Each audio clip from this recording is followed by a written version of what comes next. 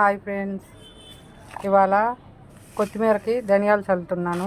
ఇది మామూలు మట్టే, కాస్త ఇసుక కలిపాను మట్టిలో. ఈ ధనియాలు అయితే చూడండి, రెడ్వి ఇవైతేనే వస్తాయి. మన ధనియాలు కూరల్లో వేసుకునేవి రావు. చూడండి, కొత్తిమీర బాగా కల్తీలు జరుగుతున్నాయి. ఎక్కువ మందు కొడతారు కొత్తిమీరకి.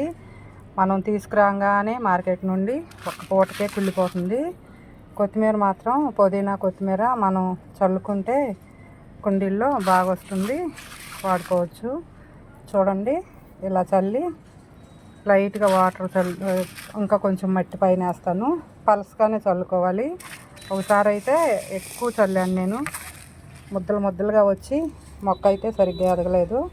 ఇప్పుడైతే పలసగా చల్లుతున్నా, చక్కగా వచ్చేస్తాయి మనకి ఒక 10 రోజులకి. 2 కుండీలు వేసుకుంటే కొంచెం ఒకటి వాడగానే ఇంకొకటి వాడుకోవడానికి వచ్చేస్తుంది. ఒక కుండీ కాకుండా ఇలా బార్ కుండీ కింద బెజ్జాలు పెట్టేసుకొని చక్కగా మట్టి వేసుకొని చల్లుకుంటే వచ్చేస్తుంది. ఇలా మట్టి చల్లి లైట్గా జల్లిడితో జల్లిచ్చినట్టు ఇది ఉంటుంది కదా, వాటర్ స్ప్రే కొట్టేది, దాంతో కొట్టేస్తే నీళ్ళు రోజు బాగా వస్తాయి. 2 పూటలు తడపాలి. ఎక్కువ వేయొద్దు, ఎక్కువ వేస్తే మళ్ళీ కుళ్ళిపోతాయి కదా. వాటర్ ఎక్కువ వేస్తే ఇంకా అంతే, లైట్గా చల్లుతా వాటరు. ఇలా చేయండి, కొత్తిమీర వచ్చేస్తుంది. వారం 10 రోజుల్లో మనకి చాలా బాగుంటాయి.